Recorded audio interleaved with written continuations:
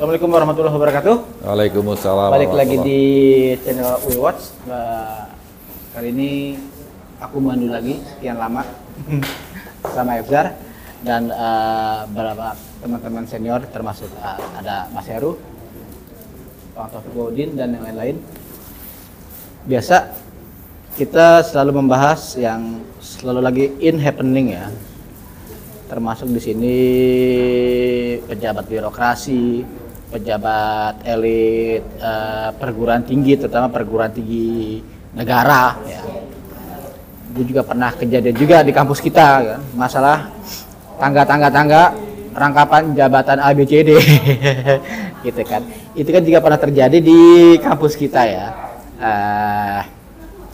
Dan rektor juga kebetulan ya junior Bang TB, sesama anak FE kan.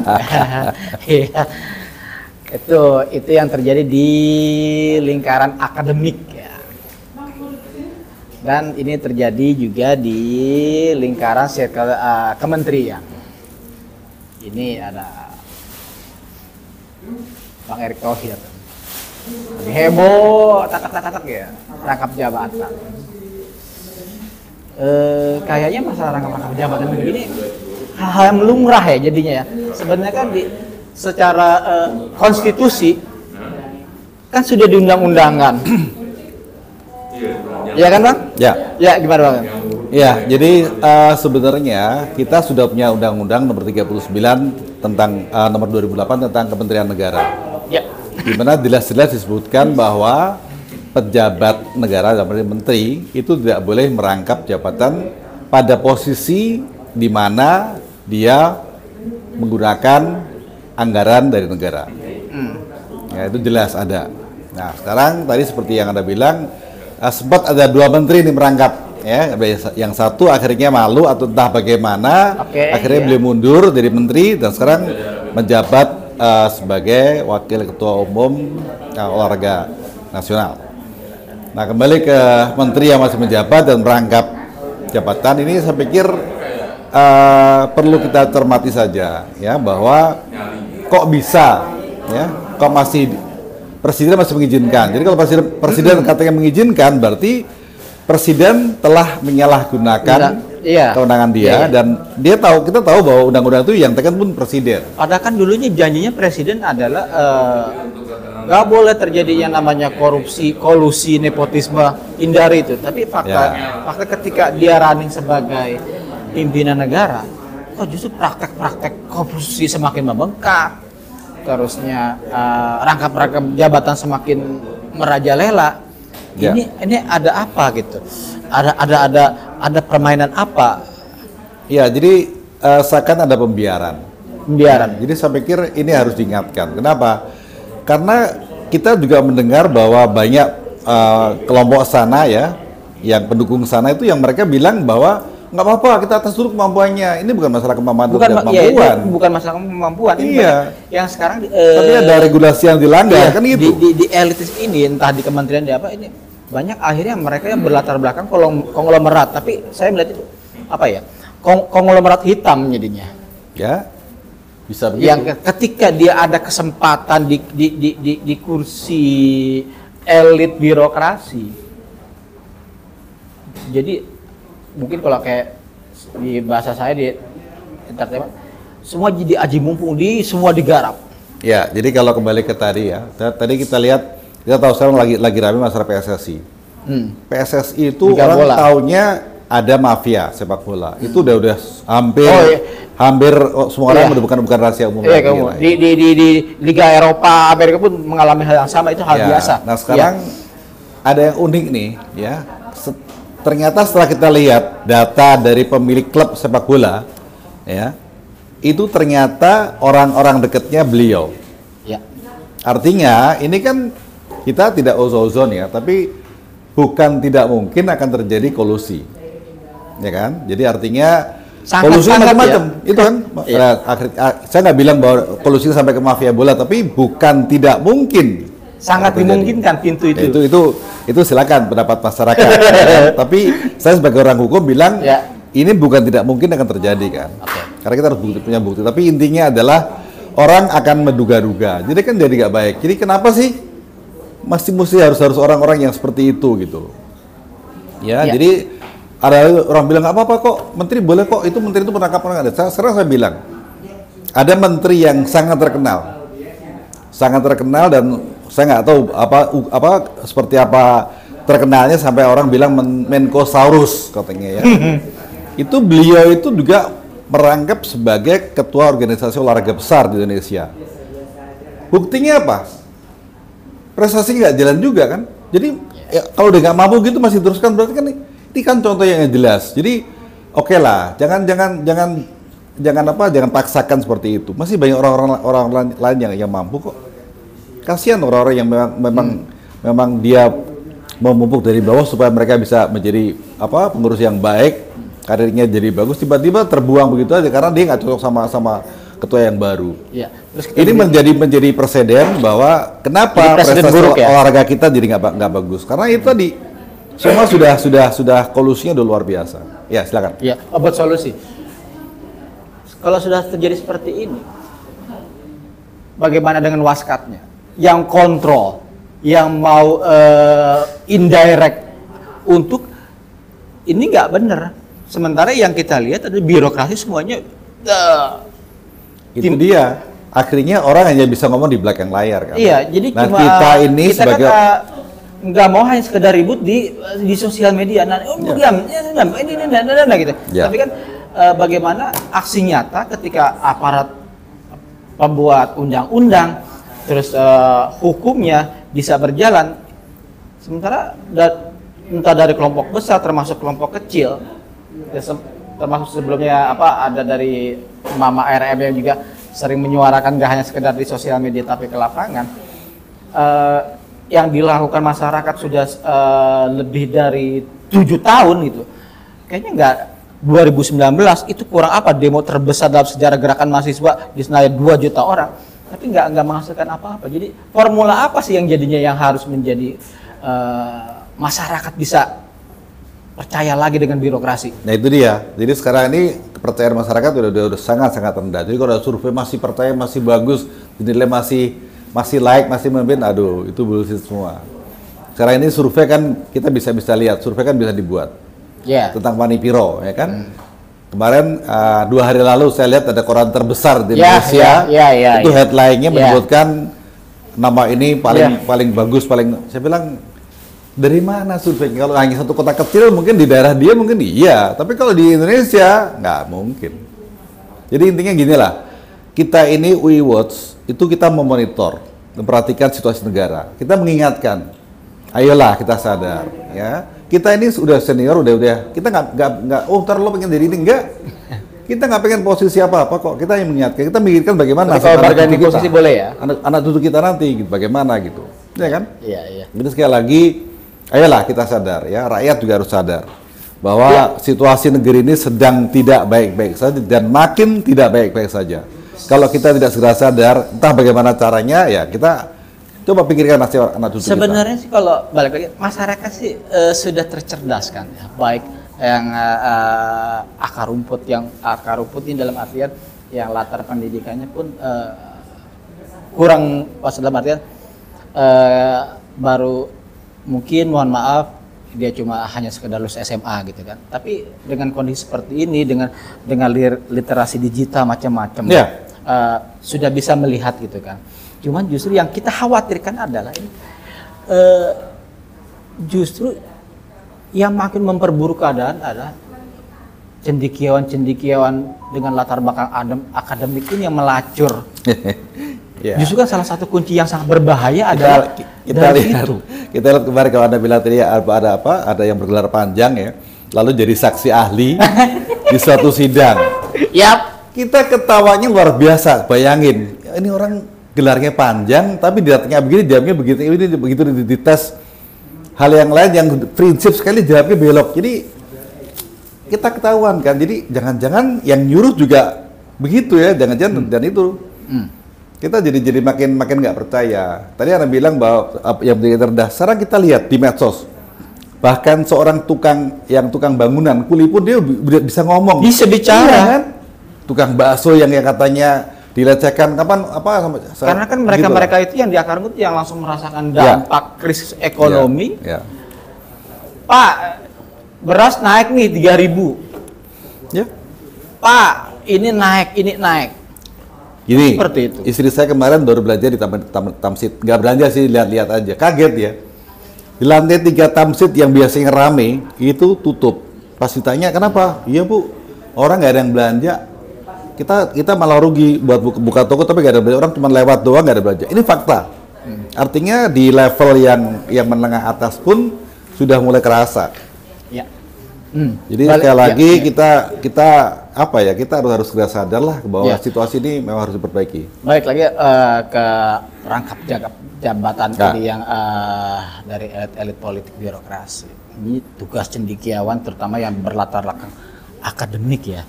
Seharusnya mereka menyuarakan itu. Ya. Ada tapi mereka takut.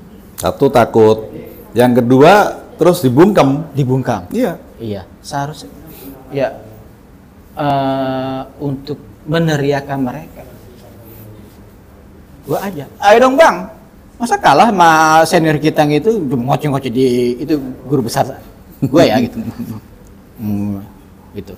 Ya pikir-pikir dulu deh gitu kan. Jadi masih ada ketakutan ini justru yang harus dulu kan ada di dulu kan tuh terkena di forum rektor.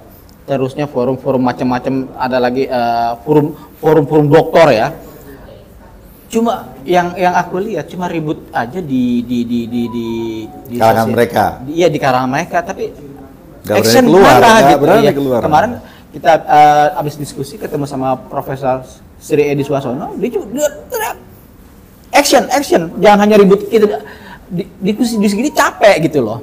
Ini tapi kalau nggak menghasilkan baik lagi ya diskusi gitu. Memang bagus, diskusi bagus.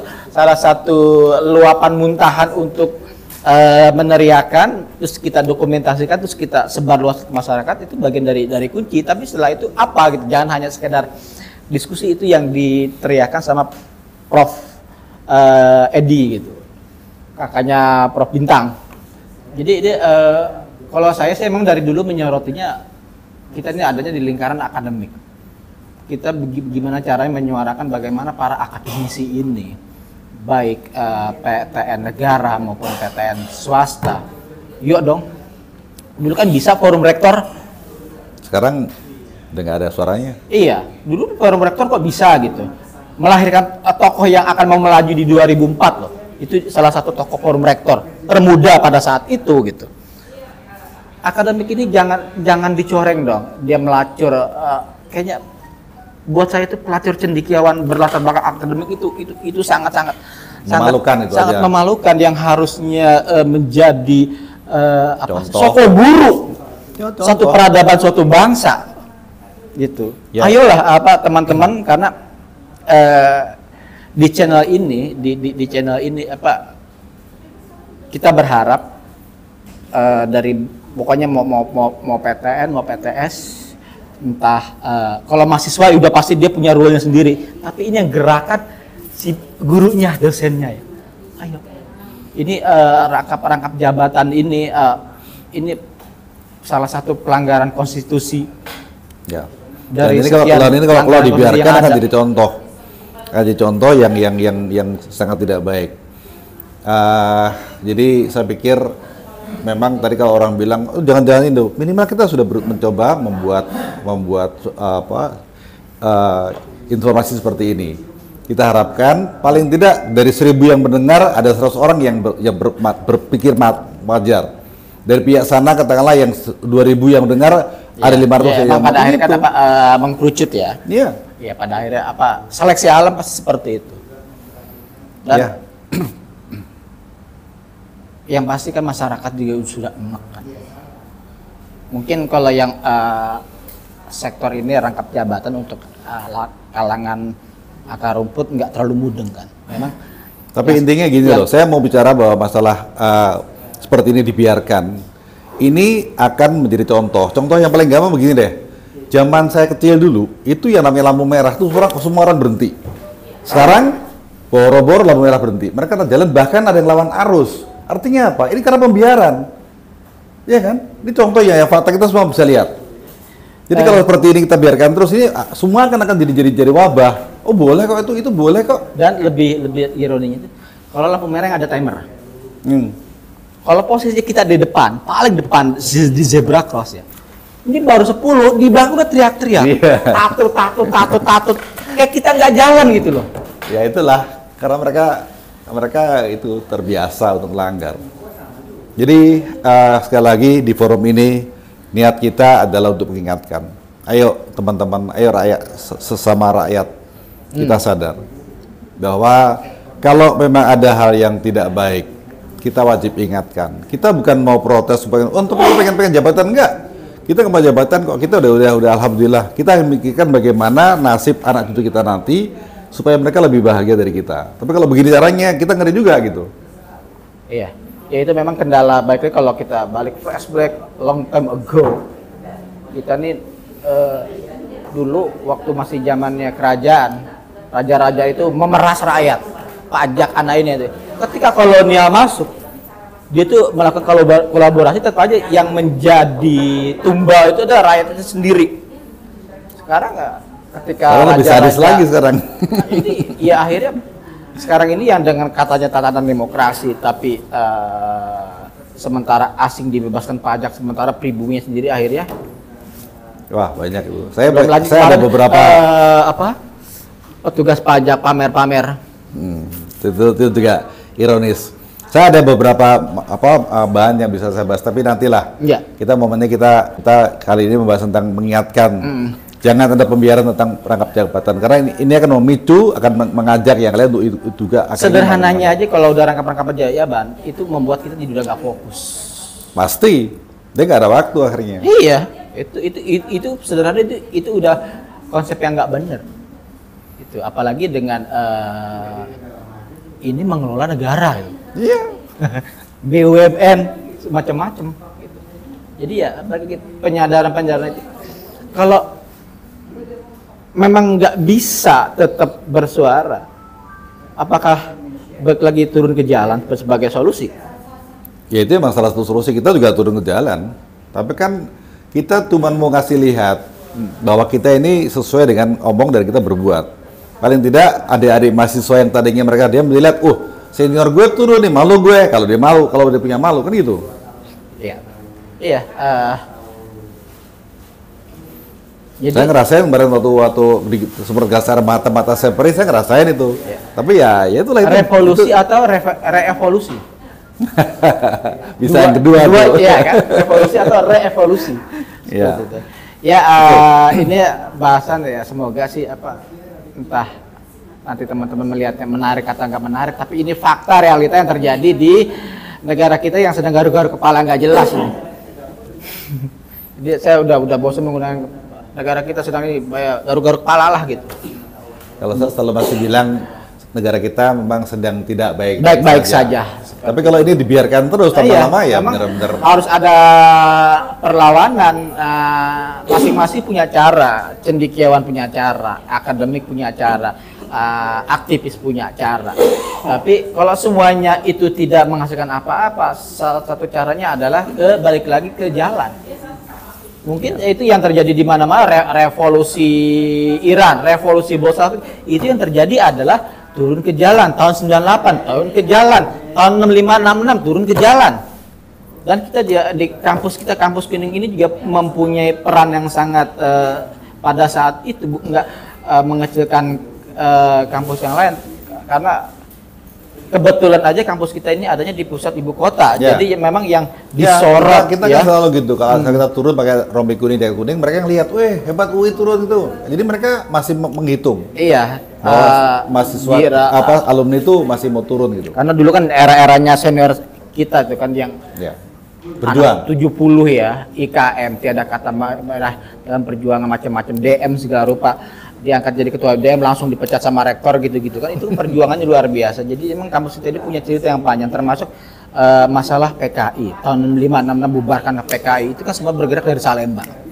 Itu emang tidak bisa dipungkiri. Sekarang dan kita akhirnya mengingatkan kembali ke adik-adik kita dan mulai berani rezim komunis, rezim PKI itu kalau kita kan spanduk itu ngeprint ya. Tapi kalau adik-adik mahasiswa itu lebih senang dipilot, itu lebih dramatis ketimbang di print. Gitu kita ya, karena mungkin kalau kita memang sudah punya uang.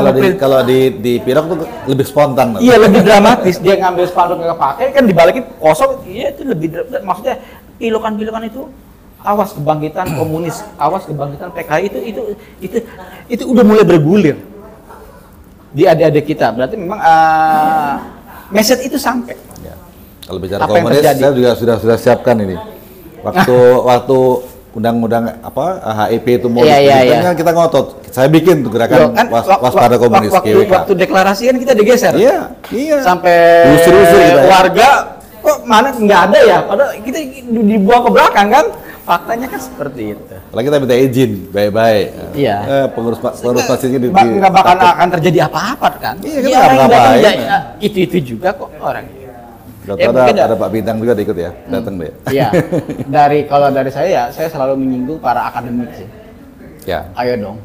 Jangan tutup mata, jangan sebelah mata, jangan ada ketakutan. Dan ingat, jejak digital itu nggak bisa dihapus. Artinya nanti kalau suatu saat nanti terjadi perubahan, nanti anak-anaknya nanya bapak, kok bapak nggak ikut berjuang pak? Nah malu dia kan? Iya, itu seperti itu. Salah satu poin harus pikirin tuh. Mereka harus pikir seperti itu. Ya.